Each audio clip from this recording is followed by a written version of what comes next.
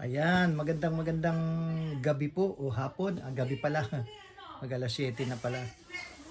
Ito po yung unbox natin. Yung aking pong in-order na B8. Yan, ito na naman. Bagong B8 na naman. So, tingnan natin kung ano yung mga laman. Ha? Ito. Ayan. Uy.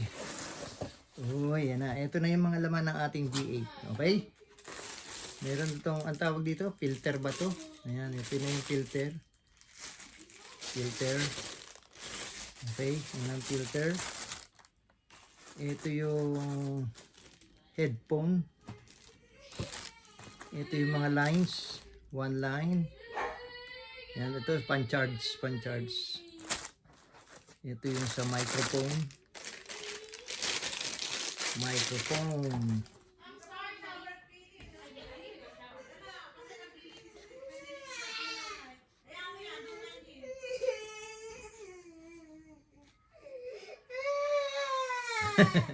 Umiiyak yung aking apo. Hello, mic check. Ito yung linya ng microphone. Yan. What happened, my boy? Wawa naman. Yan, mamaya na. So, ito yung clamp para do sa stand niya. So, yan. Ito yung clamp. Ito yung isang ano pa. So, ito yung pinaka-holder niya. No? Pinaka-holder niya. Ito na. No? Yan. Pinaka-holder niya. So, ito yung holder ng microphone. Okay? Dito yung dilalagay yun. Ito yung belt niya, clip.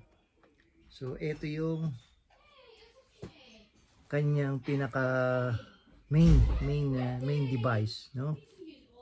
Ito main device niya. So, meron siyang condenser microphone 2, condenser microphone 1, headset, motor, accompany, live 2, live 1, tsaka dito yung charger. Okay, meron din siyang manual. Okay? Meron din siyang manual. Okay, ang tatak nito, live sound card. Ayun, live sound card.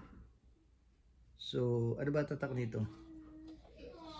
Walang tatak eh. Para ito, head shape, pick up, clear sound, quality. Ayan. Microphone manual. Ito na pala sa microphone manual. Okay? So, yan po yung ating bagong paglalaruan na naman sa aking live, sa aking mga live. I-testingin na lang natin para malaman natin kung maganda talaga ang tunog kasi yung isa saglit lang hindi tumagal eh.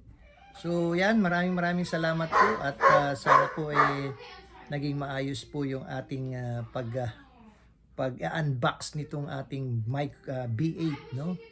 At siyempre, hanggang dito na lang. Paki-like and share and para naman makarating din sa iba. Hanggang dito na lang. Love you all.